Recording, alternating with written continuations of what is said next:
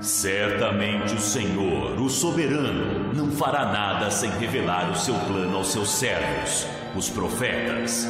O leão rugiu, quem não temerá? O Senhor Deus falou, quem não profetizará?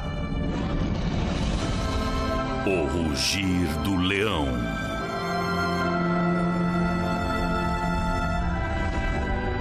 Versão brasileira, Up Voice.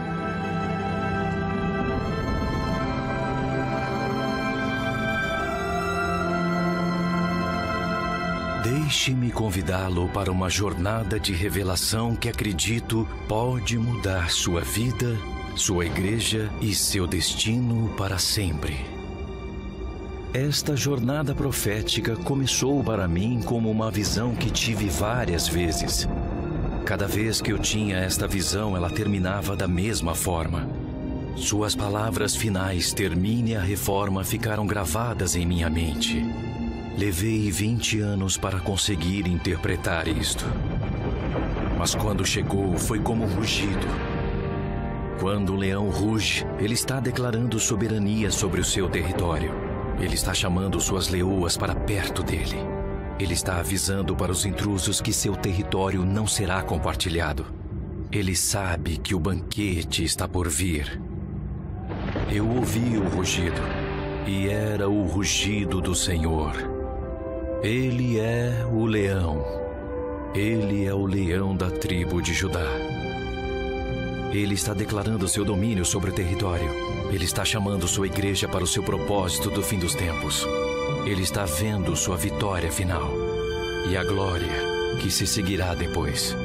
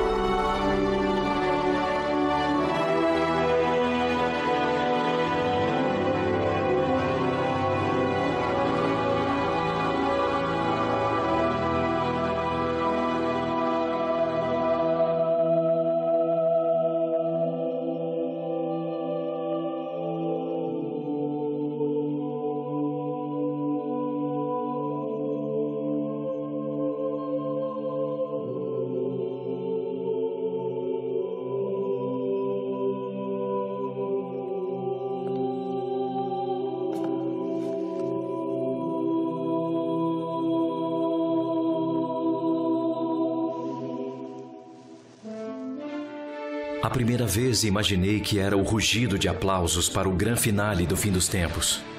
Anos se passaram antes que eu descobrisse sobre realmente o que era.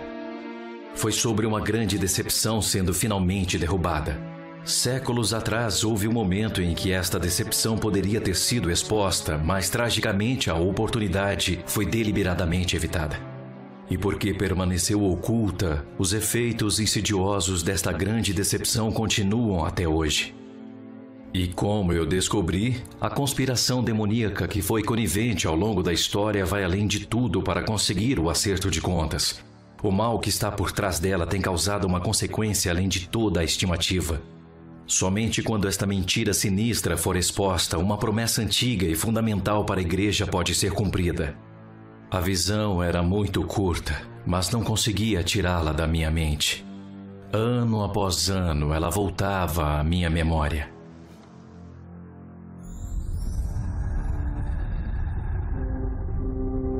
Vi um edifício impressionante com uma imponente entrada em estilo grego com pilares e escadas e um pátio pavimentado na frente dele.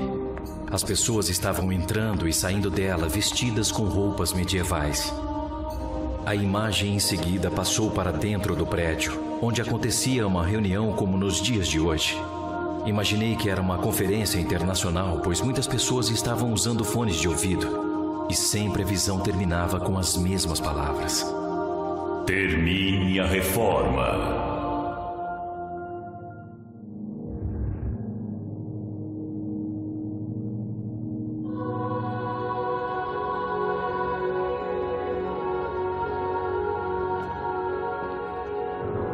Isto aconteceu há 25 anos. Eu estava na equipe de uma grande igreja na Inglaterra. Foi durante a onda carismática no fim dos anos 80, quando visões não eram tão incomuns. Mas ninguém podia interpretar a minha. Finalmente pedi a Deus para que me explicasse isso ou parasse, até que parou. No entanto, a questão permanecia: o que faria com este enigma de termine a reforma? Então, alguns anos mais tarde, visitava a antiga cidade de Genebra, na Suíça, quando o Senhor me pegou inesperadamente. No século XV, João Calvino reformou a cidade em apenas uma geração. Antes era conhecida como a cidade mais suja de toda a Europa, onde a dança nua nas ruas era um passatempo favorito. Depois ela passou a ser chamada de o melhor exemplo da cidade de Deus desde o tempo dos apóstolos.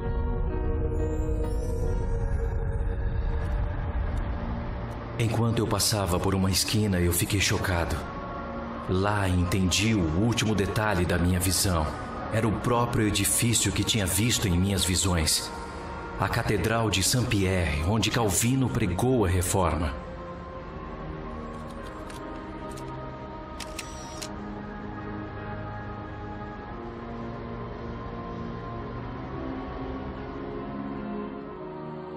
Depois do choque, sabia que tinha uma tarefa. Adicionar alguma coisa na reforma parecia fantasioso, mas era algo que tinha que conseguir.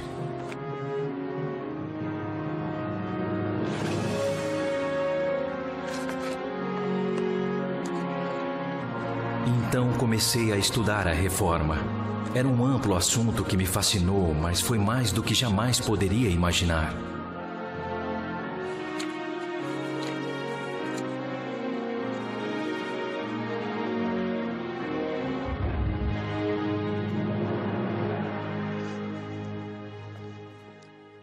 No entanto, uma coisa se destacou. Foi assim que o Evangelho recém-recuperado trouxe a salvação para as massas, não apenas espiritualmente, mas também fisicamente. A vida era cruel na Europa medieval. E no topo de tudo, a Igreja Católica acrescentou novas sobrecargas. O medo de espíritos malignos, purgatório e condenação eterna prevaleceu. As pessoas estavam clamando: como nós podemos estar bem com Deus? Com certeza existe uma maneira melhor de viver. Qual o melhor jeito de cuidar das famílias? Como cuidar dos pobres?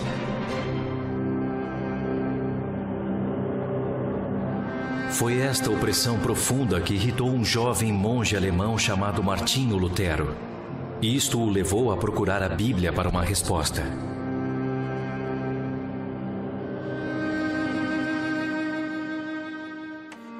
O alívio veio no ano de 1513, quando ele entendeu o significado de uma justiça que vem do início ao fim pela fé.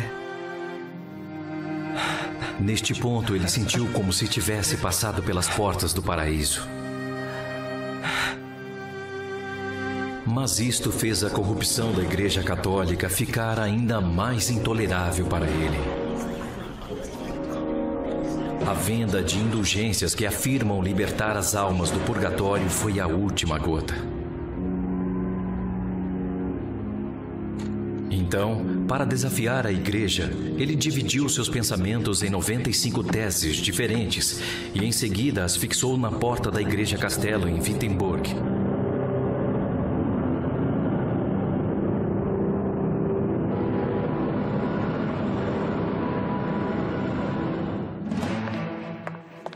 Seu objetivo era apenas abrir um debate. No entanto, a notícia de suas teses se espalharam como fogo. Ele começou a escrever mais e a sua mensagem se tornou viral. Graças à imprensa recentemente inventada, seus escritos foram circulando rapidamente. As teses tiveram um drástico impacto sobre o povo, mas elas não eram suficientes. Entre os que foram convertidos havia um jovem advogado em Paris chamado João Calvino. Ele também começou a escrever, e logo suas Institutas da Fé Cristã estavam sendo amplamente aclamadas.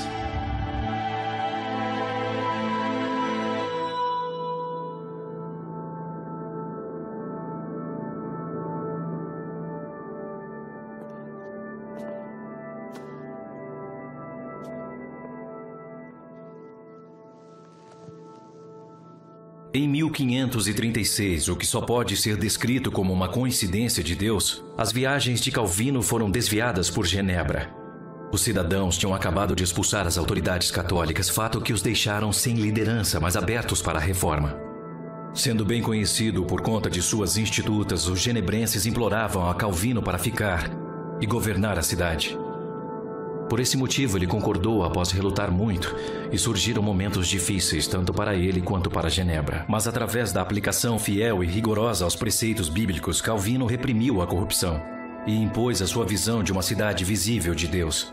Genebra tornou-se rapidamente um modelo funcional da relevância do Evangelho em todas as áreas da vida. O caráter foi inteiramente baseado em retidão com Deus sem um padre intermediário. Foi completamente pela graça e totalmente através da fé. As respostas que antes eram encontradas na tradição da igreja, agora eram achadas na Bíblia, porque na Bíblia eram valores para toda a vida. Estes valores traziam a responsabilidade individual, a educação para todos, cuidados com os pobres, a prestação de contas com o governo e muito mais.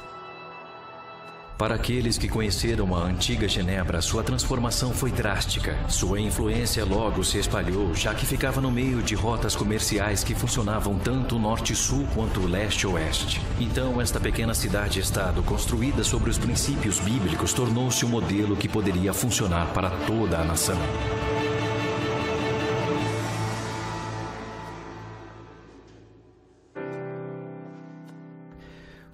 Foi uma conquista impressionante. Eu não tinha ideia sobre o que restava para ser concluída. Muitas coisas foram manifestamente incompletas. Mas isto não foi surpresa, já que não havia tanta coisa para fazer e tão poucos reformadores para realizar. Desde então, no entanto, muitas lacunas foram preenchidas, e de algum modo isso me deixou com mais perguntas. O que Deus realmente quis dizer com a frase "termine a reforma"? Então, um dia me deparei com uma história que me fez ligar alguns pontos. Genebra tornou-se uma cidade de abrigo para os refugiados da Reforma Protestante. Como resultado, sua população dobrou de 10 para 20 mil.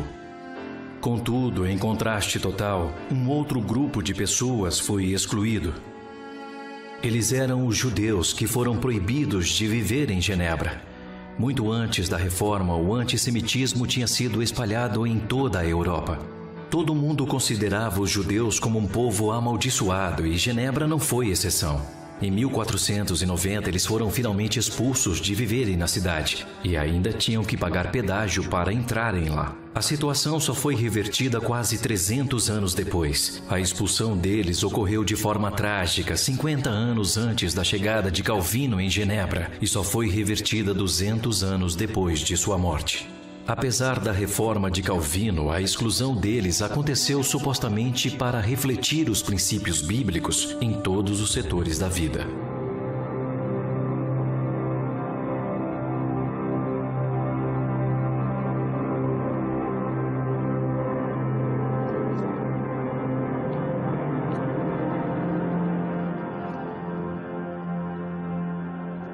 Independente de tudo que a reforma mudou, o antissemitismo não foi tocado por ela. Calvino não usou seu modelo de cidade de Deus para resolver a questão. A mensagem dele parecia dizer que qualquer coisa que o evangelho recém-recuperado estivesse mudando não alterava a visão que sempre tivemos do povo judeu. A grande questão foi por quê? Na verdade, Calvino não tinha coragem? Ou apenas não era a prioridade dele? Ou poderia ser uma grande escolha intencional? Tive que descobrir sobre a atitude dele para com os judeus. Mas para chegar ao fundo da questão, decidi começar com Lutero. Logo descobri que seu pensamento final sobre o antissemitismo não era seu pensamento inicial. Primeiro, ele havia tentado lidar duramente com isto. Ele estava revoltado com a demonização dos judeus na igreja. Então ele censurou isso, dizendo: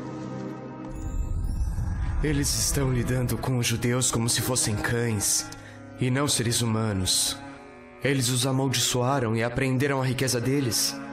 Gostaria de pedir a todos para lidarem gentilmente com os judeus e que os instruíssem nas Escrituras. No caso de esperarmos que eles venham até nós, poderíamos recebê-los com bondade e também deixá-los viver em completa harmonia conosco. Mas e se alguns permanecerem obstinados, o que faremos? O Vaticano o chamou de meio judeu por isso. Lutero jogou o jogo deles e respondeu: Eles, os judeus, são irmãos de sangue do nosso Senhor. Se fosse conveniente se vangloriar da carne e do sangue, os judeus pertencem a Cristo mais do que nós. Por isso, meus queridos papistas, peço que quando estiverem cansados de me acusar de ser um herege, que comecem a me insultar como judeu. No entanto, os judeus não se converteram como Lutero esperava. Ele ficou indignado. Ele virou-se amargamente contra eles e os amaldiçoou. Queimem suas sinagogas e escolas. O que não irá queimar, enterrem. Que nem pedra nem lixo permaneçam. Do mesmo modo, invadam e destruam suas casas. Tirem seus livros de orações e seus talmudes, porque neles não há nada mais do que impiedade, mentiras, maldições e palavrões. Proíbam que seus rabinos ensinem, sob pena de morte ou lesões graves.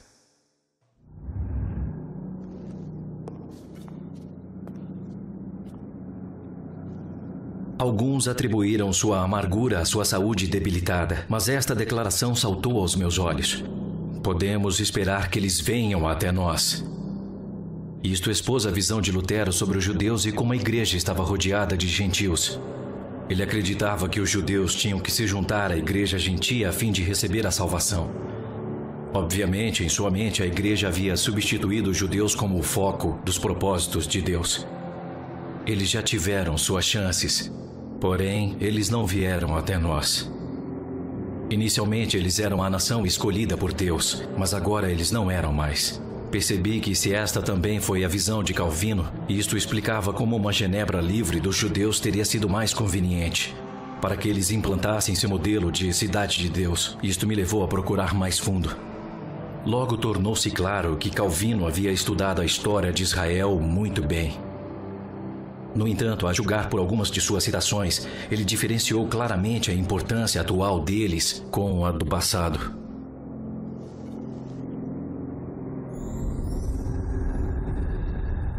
Quando mais educado, ele escreveu: Eu tive várias conversas com muitos judeus. Eu nunca vi uma gota de piedade, nunca vi um grão de verdade ou ingenuidade. Não, nunca encontrei o senso comum em nenhum judeu. Quando menos educado, ele escreveu que os judeus... Obstinação, podre, inflexível, que faz com que eles mereçam serem oprimidos interminavelmente, sem medida nem fim. Que eles morram na miséria deles, sem a piedade de ninguém.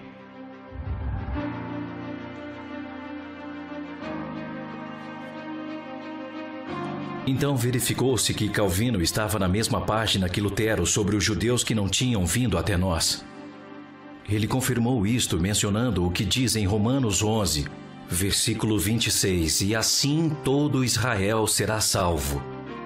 O comentário de Calvino foi que o Israel de Deus é o que Paulo chama de igreja. Usando Gálatas 6, versículo 16, que fala do Israel de Deus, ele reforçou sua posição e disse: Existem duas classes que levam este nome. A suposta Israel, que parece ser tão à vista dos homens, e o Israel de Deus.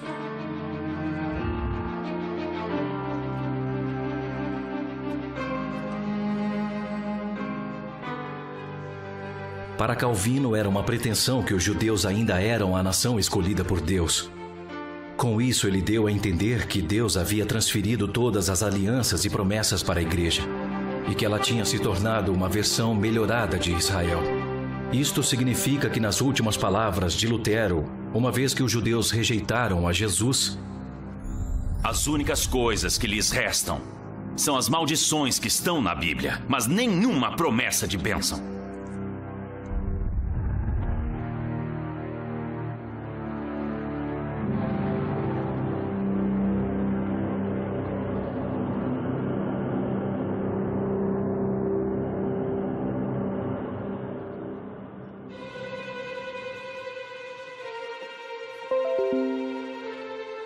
Tudo apontava em uma direção. A mensagem que a igreja tinha substituído Israel foi costurada do evangelho recém-descoberto. Como os judeus eram vistos como um povo amaldiçoado e a vida das pessoas havia mudado radicalmente, ninguém contestou isso. Então, uma vez que isso foi passando de uma geração da igreja para outra, a mensagem se tornou cada vez mais estabelecida como a verdade. No entanto, isto não era de modo algum uma garantia da verdade. Lutero e Calvino poderiam estar enganados. Poderia, então, a reforma estar incompleta? E se for assim, onde foi que tudo começou? Era como achar um vazamento no subsolo, sabia que teria que chegar à sua fonte. Quanto mais cavei, percebi que estava enterrada no fundo da história. Finalmente foi revelado que a mesma posição havia sido tomada 1000 anos antes. Respeitados líderes da igreja primitiva, como o bispo Hilário de Poitiers, do IV século em diante, disseram: Não irei comer com os judeus. Os judeus são um povo que sempre persistem na iniquidade e glorificam a fraqueza. Jerônimo, que foi um produtivo autor e um sacerdote poderoso, mais tarde reconhecido como santo, escreveu que nunca poderia haver expiação para os judeus, pois Deus sempre os odiou. Eles foram os assassinos de Cristo. Os cristãos devem sempre odiar os judeus. Bispo João Crisóstomo, que era verdadeiramente muito respeitado como um teólogo, publicou 8 sermões expressando seu intenso ódio contra os judeus, dizendo: Porque Deus odeia os judeus, e é dever dos cristãos odiá-los também. A sinagoga é pior do que um bordel. É um covil de patifes e é uma fábrica de animais selvagens.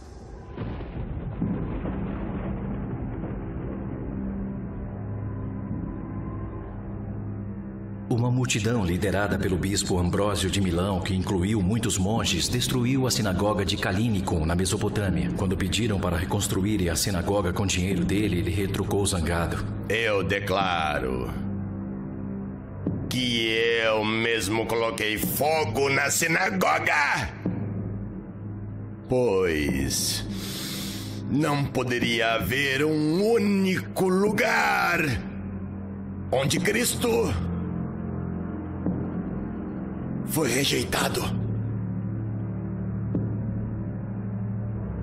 Agostinho de Hipona, um bispo conhecido como um dos maiores pensadores cristãos de todos os tempos, disse: Os judeus foram os filhos de Deus, mas agora eles são os filhos de Satanás.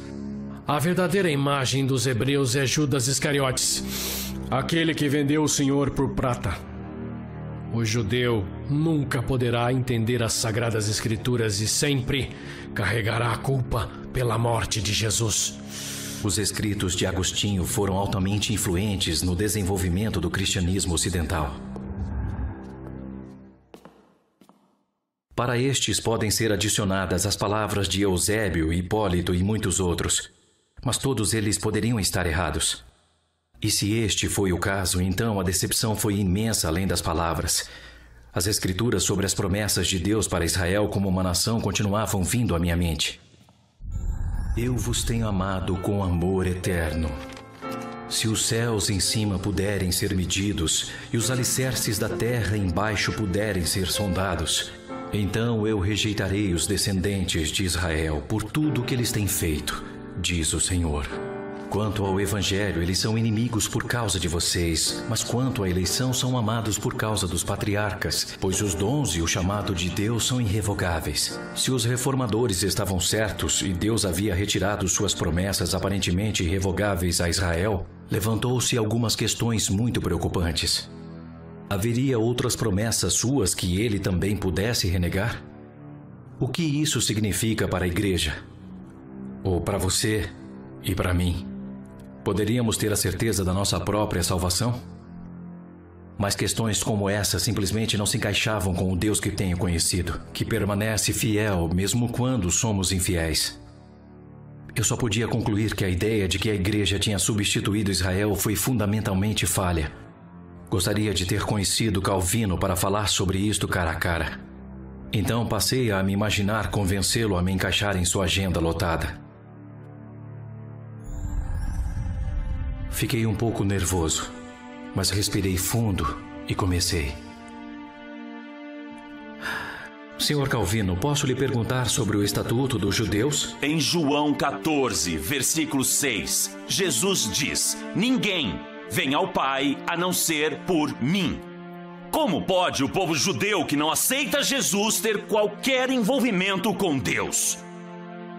Mas Deus não fez uma promessa de amor eterno com eles? O segundo capítulo de Efésios, versículo 8 diz: pois vocês são salvos pela graça, por meio da fé. Não existe cláusula de exceção sobre a identidade nacional ser um meio de salvação, mesmo para o povo judeu de quem nosso Senhor veio. Neste ponto, eu agradeci por seu tempo e saí. Para os reformadores, a salvação pessoal era absolutamente central. Todo o resto era secundário, incluindo a situação dos judeus. Comecei a especular sobre o que os reformadores teriam feito hoje sobre o Estado-nação de Israel. Então deixei a minha imaginação correr um pouco mais, para conhecer Calvino de novo. Posso lhe perguntar qual é a sua visão do retorno do povo judeu à sua terra histórica? Você pode me dizer se os judeus que vivem em Israel estão lá arrependidos? Que estas pessoas têm valores que honram o nome de Deus? Percebi que, apesar dele me pressionar sobre se esta nação realmente se parecia com o povo escolhido de Deus, ele ainda estava lutando para explicar isto como um acidente da história. Realmente houve perguntas difíceis e eu precisei de sabedoria. Seria tanto calunioso como arrogante sugerir que os reformadores e nomes famosos da história da igreja primitiva não estavam apenas equivocados, mas na verdade enganados. Para o meu alívio, a direção veio nessas palavras: não cogite uma acusação contra um ancião, a menos que seja trazida por 2 ou 3 testemunhas.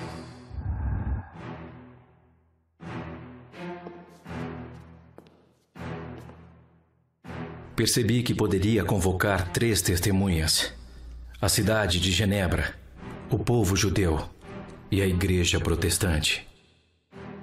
Assim como uma árvore é julgada pelos seus frutos, cada testemunha poderia falar sobre a reforma. Então me imagine entrando no tribunal e convocando a primeira testemunha, a cidade de Genebra. Para a cidade de Genebra, conhecida como a cidade da reforma, eu pergunto: o que aconteceu com você depois da reforma?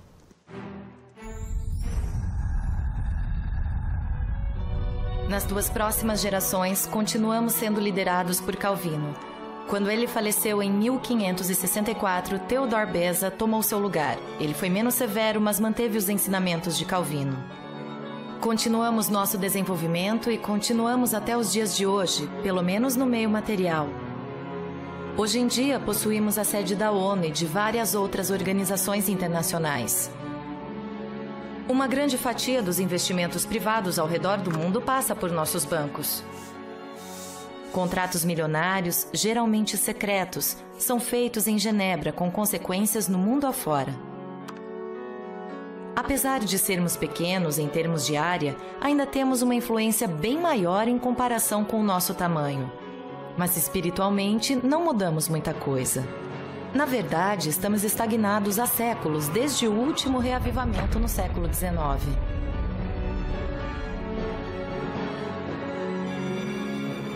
Voltando ao século XVIII, quando Voltaire desembarcou aqui, ele disse: procurei um pastor que acreditasse em Deus, mas não encontrei um sequer. O iluminismo também já tinha sido minado. Era como uma infiltração terrível nas colunas de uma fundação. Começou no fim do século XVII, quando colocamos o racionalismo, o pensamento humano, em primeiro lugar. O racionalismo trouxe tantos avanços que acabou ganhando grande credibilidade. Então qualquer coisa lógica que não podiam provar era considerada mentira, especialmente a fé. Isso deixou a nossa igreja enfraquecida. O racionalismo tentou fazer o evangelho parecer relevante, reduzindo-o somente ao que a lógica racional aceitaria. Os corações dos pastores foram esfriando quando Jesus foi reduzido a nada mais do que um professor com ensinamentos iluminados. O ceticismo e a crítica substituíram a fé. E praticamente tudo o que Calvino tinha realizado aqui em termos espirituais foi desfeito dentro de 150 anos. O mesmo aconteceu para nós como para a igreja em Éfeso. Nós abandonamos o nosso primeiro amor. Nós só podemos tentar lembrar a altura a partir da qual nós caímos. Nosso candelabro foi removido e, para além de alguns feitiços breves, não foi substituído. Obrigado, cidade de Genebra. Terminamos por aqui.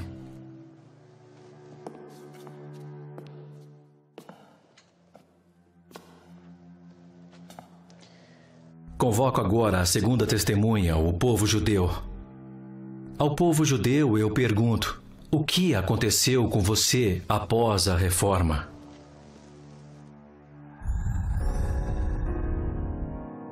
Para nós, a reforma não mudou absolutamente nada. A cruel perseguição que sofríamos continuou sendo realizada. Não mudou nada. Você sabe muito bem do que eu estou falando. Deixe-me apenas dizer alguns nomes, como Kristallnacht, Auschwitz, Dachau, Ravensbrück. Como poderiam tais atrocidades serem feitas a nós apenas por causa da nossa identidade? Como Hitler poderia alegar que em perseguir o nosso povo, ele estava simplesmente fazendo o que a igreja tinha feito por 1600 longos anos? Eu poderia dizer mais coisas, mas será que eu realmente preciso falar mais?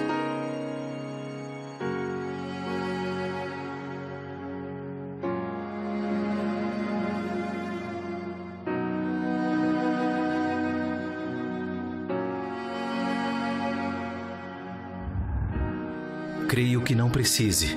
Respeitamos profundamente o seu testemunho, povo judeu.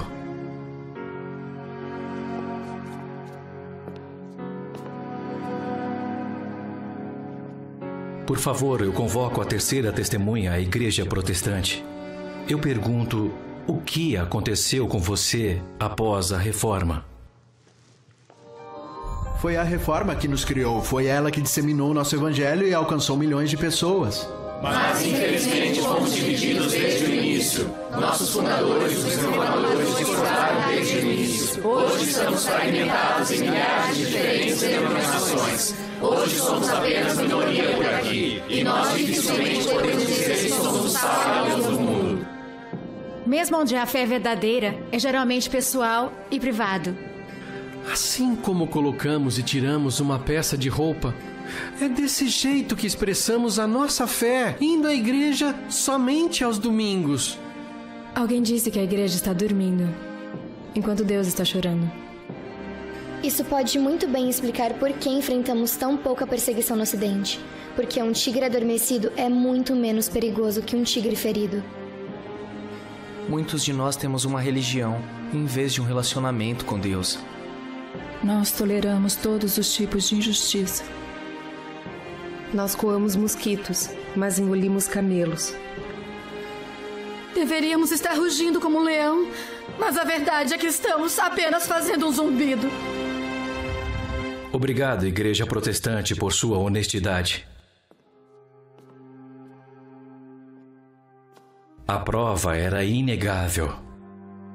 Apesar de sua incrível conquista, a reforma era gravemente falha e terrivelmente incompleta. Deixei o tribunal com o coração amargurado. Eu só imaginava o quão diferente teria sido se os reformadores tivessem enfatizado a imagem de Paulo em Romanos 11, que descreve como os crentes foram levados para Israel. Ao invés deles vindo até nós, nós é que deveríamos ter ido até eles.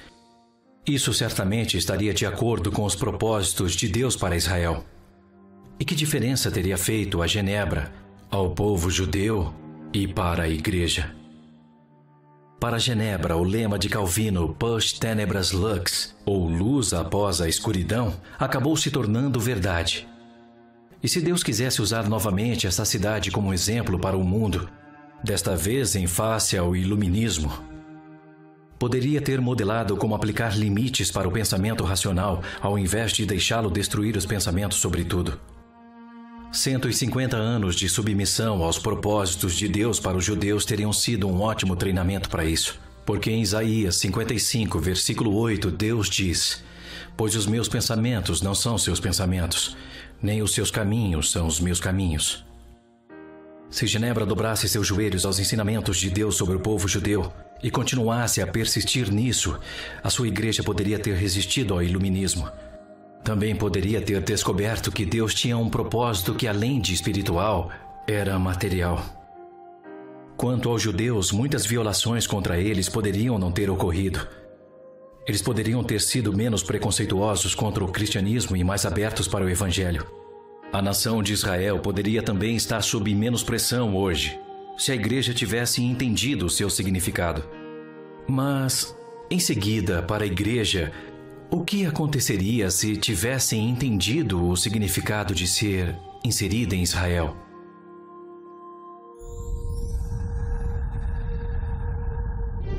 No pátio da Catedral de Saint-Pierre, onde Calvino pregou a Reforma, existe uma estátua moderna do profeta Jeremias. Curiosamente, o seu rosto se apartou do edifício, como se ele não pudesse suportar olhar para ele. Eu quis saber como a palavra de Deus, por meio dele, pode se aplicar à igreja de hoje. Devido ao povo de Deus estar enganado, ele profetizou: "Eles se cansam em pecar, de opressão em opressão, de engano em engano. Eles se recusam a reconhecer-me, diz o Senhor." Quando ele viu 2 cestos de figos, Deus perguntou a ele o que ele via, e ele respondeu: "Os bons são muito bons, mas os ruins são tão ruins que mal podem ser aproveitados."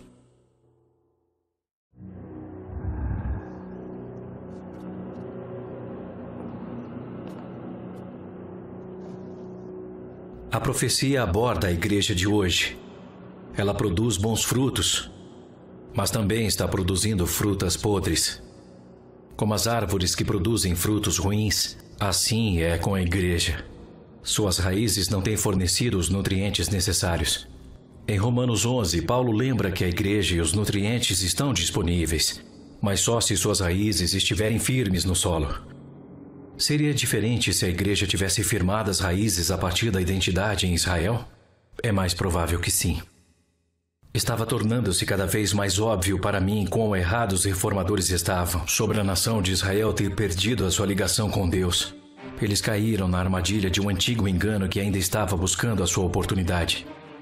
Na verdade, era tão convincente que, mesmo buscando algo completamente diferente com a reforma, acabaram regenerando o engano em vez de acabar com ele.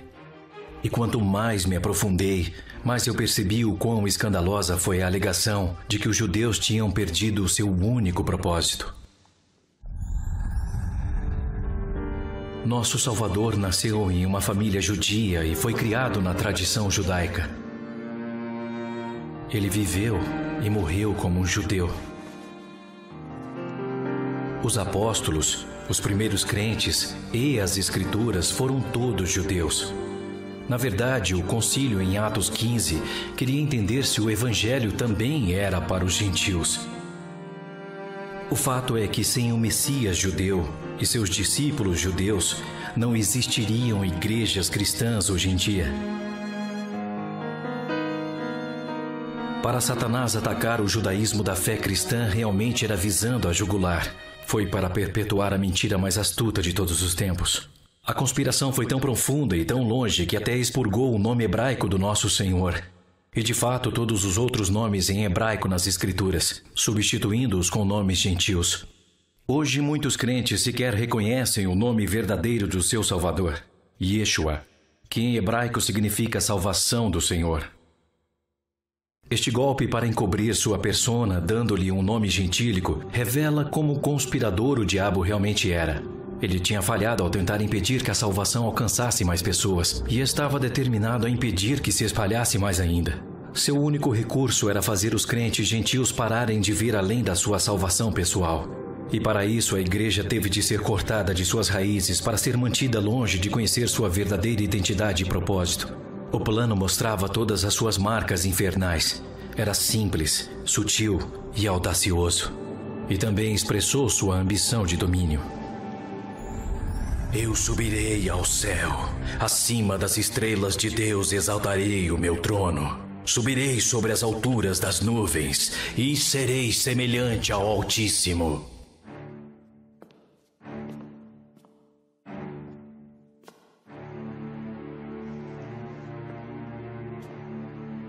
O plano do diabo também foi projetado para ferir a nação que Deus havia criado, e isso o irritava.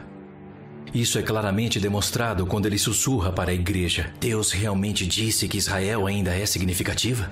A inferência era que se a salvação era pessoal e exclusivamente através de Yeshua, isso era a única coisa que importava. Ao deslocar Israel, a igreja foi elevada.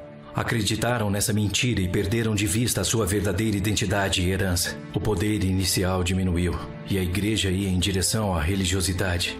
Ele tinha o controle sobre o evangelho enfraquecido e degenerou seu fruto. Quanto mais a igreja enfraquecia, menos objetiva se tornava e o sofrimento dos judeus parecia justificado. Até o momento da reforma, essa mentira estava tão enraizada que não foi vista no radar. Enquanto a mentira se entranhava no evangelho reformado, o diabo ganhou um novo fôlego de vida. E até hoje ele molda a compreensão de muitos crentes, que simplesmente não percebem o quão insidioso este antigo pensamento realmente é. Então, o que devemos fazer para anular este poder do inferno, uma vez que este enganou até os líderes da igreja primitiva, os reformadores? Bom, o poder do diabo para enganar nunca deve ser subestimado, mesmo estando próximo à sua destruição total.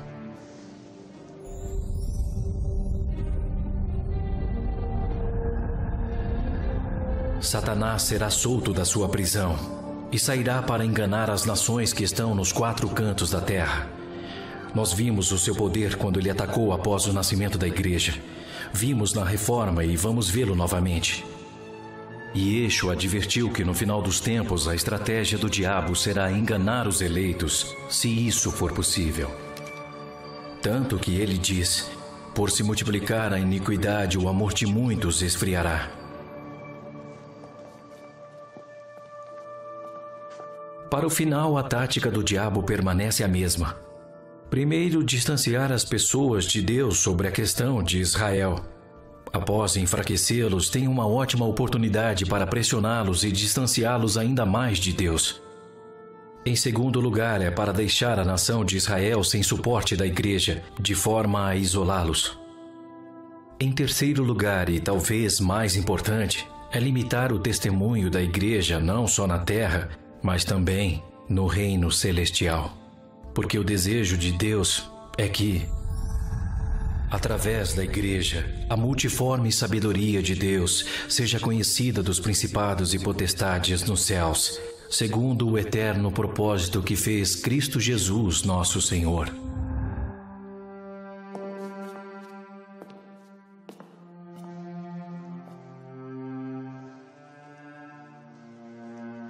Quanto mais profundo eu ia, mais claro ficava o que precisava ser corrigido para completar a reforma. Mas eu ainda não tinha ideia do que isso significava na prática. Então o Senhor me deu a imagem de uma trepadeira que cresceu fora de controle numa parede de tijolos. Ela estava completamente enraizada na alvenaria, tomando toda a parede. Livrar-se da praga, arrancando ramo por ramo, levaria uma eternidade. A única solução era cortar a sua raiz com um machado afiado. Naquele momento eu entendi. Isso é exatamente o que tem que acontecer com o antigo engano. Se tentarmos apanhar cada pergunta difícil sobre o significado de Israel, estaremos parados na mentira para sempre. O machado tem que ir à raiz da mentira.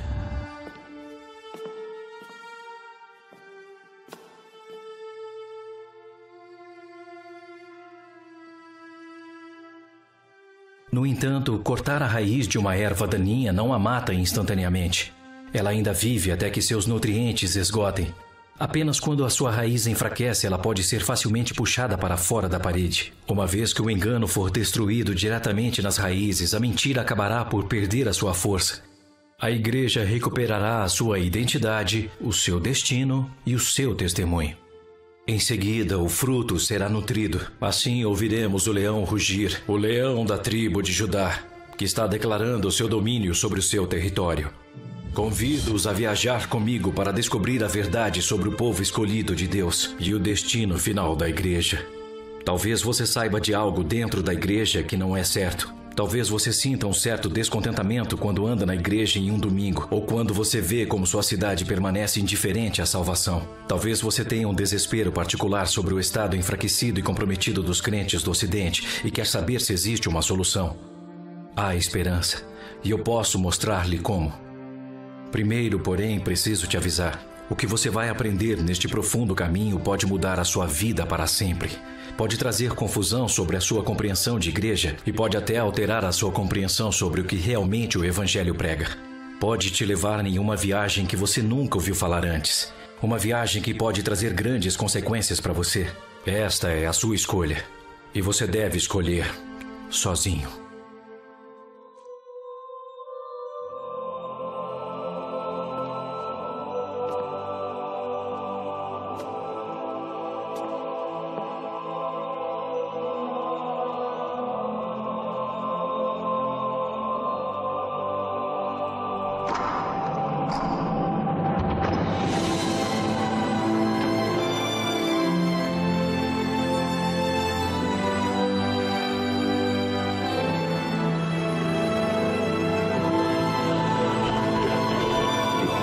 O incêndio por causas naturais causou uma grande destruição. A bolha imobiliária está afetando todo o país. O número de moradores de rua cresceu mais a cada ano. Nas manifestações, 3 crianças acabaram sendo atingidas. Pessoas sobrevivem morando no lixão. A polícia suspeita de um homem.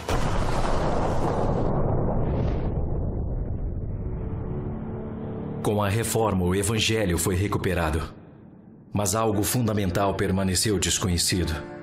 E isto é a verdadeira identidade da igreja. Através de uma mentira antiga, o diabo se manteve escondido. Assim, a igreja continuou em uma bolha sem olhar para fora, alheia à sua relação com Israel. E isso teve implicações enormes. Não menos importante foi a grande ilusão de que a igreja era independente. E ainda pior, de que ela tinha substituído Israel. A igreja, portanto, não tinha ideia de sua identidade. Muito menos de como seu destino e testemunho precisavam ser interligados com Israel.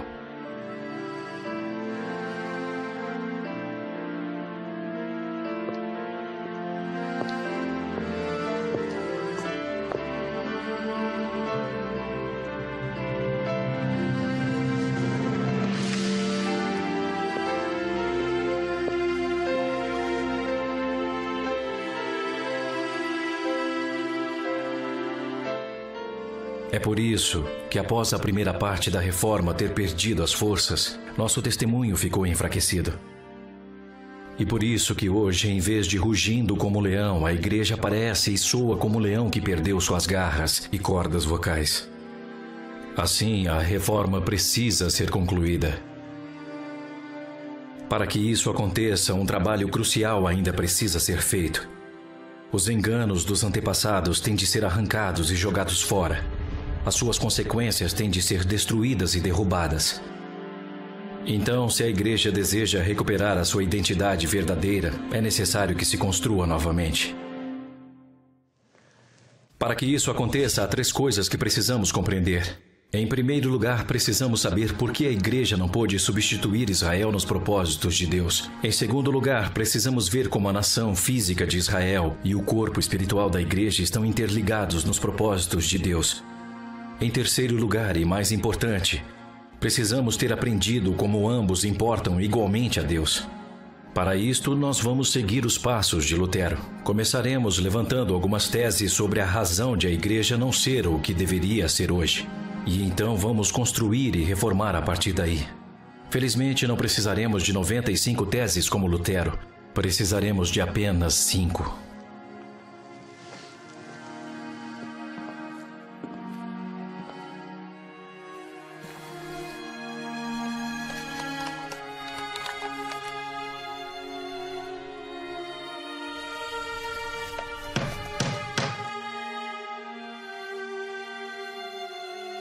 Tese número 1.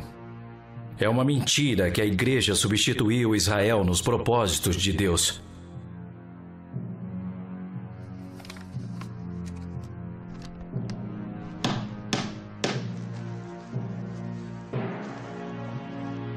Tese número 2.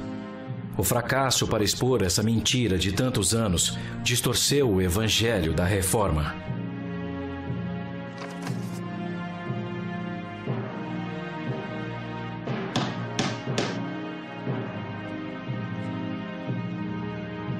Tese número 3.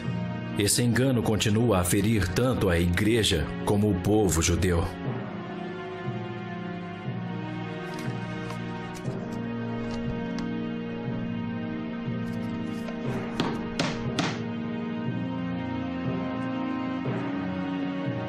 Tese número 4. A verdade sobre os propósitos de Deus para a nação de Israel precisa estar interligada com seus propósitos para a Igreja.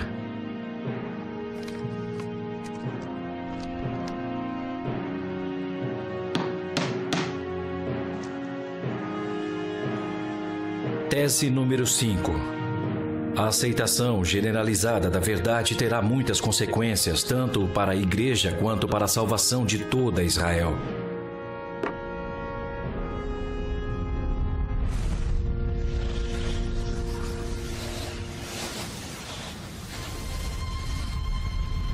Deus planejou grandes coisas para o povo judeu.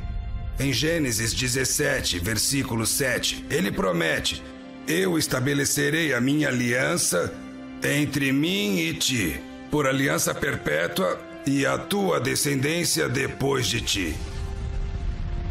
E em Jeremias 31, versículo 37, Deus diz que: se puderem ser medidos os céus lá em cima e sondados os fundamentos da terra cá embaixo, também eu rejeitarei toda a descendência de Israel, por tudo quanto fizeram. Em Jeremias 31, versos 35 e 36, entendemos que essas promessas são incondicionais. Quando Deus diz: assim diz o Senhor, que dá o sol para a luz do dia, e as leis fixas à lua, e as estrelas para a luz da noite, que agita o mar e faz bramir suas ondas, declara: somente se falharem essas leis fixas diante de mim, deixará também a descendência de Israel de ser uma nação diante de mim para sempre. O propósito de Deus para o povo judeu é absolutamente único. Em Gênesis 12, versículos de 1 a 3, Deus prometeu ao povo judeu, através de Abraão: de ti farei uma grande nação, e te abençoarei, e te engrandecerei o nome. Sê tu uma bênção. Abençoarei os que te abençoarem, e amaldiçoarei os que te amaldiçoarem. Em ti serão benditas todas as famílias da terra. A intenção de Deus é que Israel irá refletir sua luz em um mundo escuro, a tal ponto que as nações dos gentios vão implorar por salvação em vez de escuridão. Em Isaías 49, versículo 6, Deus promete: também te dei como luz para os gentios, para seres a minha salvação até a extremidade da terra. Israel foi criada para trabalhar da mesma forma que acabamos com a escuridão em um quarto. Nós não empurramos a escuridão, nós simplesmente acendemos a luz. Israel é para ser o sistema de iluminação de todo o mundo, e Deus é para ser sua fonte de alimentação. O testemunho de Israel cada vez mais irá impactar as nações, reluzindo a luz do amor de Deus para a escuridão de um mundo perdido. Virar as costas para Israel é virar as costas para Deus. Os tempos mudam, mas a estratégia do diabo, não. Sua estratégia é a mesma que com Eva no jardim do Éden. Assim como ele se aproveitou dos eventos da igreja primitiva durante a história e depois da reforma, ele tenta se aproveitar ainda hoje com a mesma mentira. Será que Deus realmente disse que Israel ainda é significativa? Lutero batalhou para tentar descobrir como ser uma pessoa correta perante Deus, o que certamente mexeu com o coração das pessoas. Mas se Lutero tivesse enfatizado o que realmente é a salvação, que é a verdadeira justiça de Deus, a história da igreja poderia ter sido muito diferente. E Yeshua nunca disse para nós procurarmos primeiro a nossa própria salvação pessoal. De fato, o termo salvação pessoal não é encontrado em nenhum lugar das Escrituras. Claro que as pessoas precisam estar em comunhão com Deus. Mas não é o nosso reino que é o centro da salvação, é o dele. Ele está no centro, não nós. Por isso, é seu reino e sua justiça que devem estar em primeiro lugar na nossa busca. Qualquer outra coisa nos leva a uma distorção do Evangelho. História é história. Nosso desafio hoje é como faremos isso. Que medidas tomaremos para estourar a bolha de ilusão em que a igreja se encontra? Até onde vamos buscar a grandeza dos propósitos de Deus? Temos que atacar diretamente para que o diabo não consiga perpetuar suas mesmas mentiras. Portanto, podemos escolher deixá-lo continuar propagando suas mentiras ou aplicar estas palavras de Provérbios: os justos são tão corajosos quanto um leão. Nossa declaração à grandeza de Deus e aos seus propósitos de salvação nos levarão ao leão de Judá. Ele virá como um leão que ruge. Ele irá declarar o seu domínio sobre o seu território. Ele então cumprirá a profecia de Oséias: como posso desistir de você, Efraim? Como posso te entregar, Israel? Eles irão seguir o Senhor. Ele rugirá como um leão. Quando ele ruge, seus filhos tremendo virão do ocidente. Eles tremendo virão como aves do Egito, como pombas da Síria. Os farei habitar em suas casas, declara o Senhor. A questão é: você vai pegar a chave e usá-la você mesmo?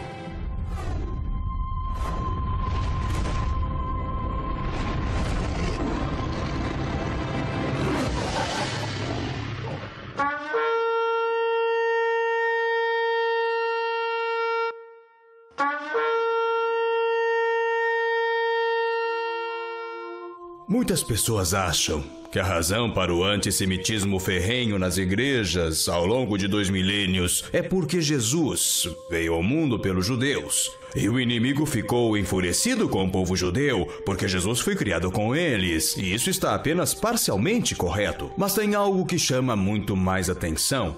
Como, por exemplo, de acordo com Amós, no capítulo 9, Deus diz: naquele dia reconstruirei o tabernáculo de Davi. A palavra tabernáculo em hebraico quer dizer lar ou família. E naquele dia Deus reconstruiria a família de Davi, o povo judeu. E ele diz que Israel conquistaria o remanescente das nações. Mas não é só o remanescente das nações, porque Amós tenta descrever o que ele viu com seus olhos, mas ele não compreendeu que aquilo seria a maior seara de almas em toda a história do mundo. É isso que Deus quer: a salvação do mundo.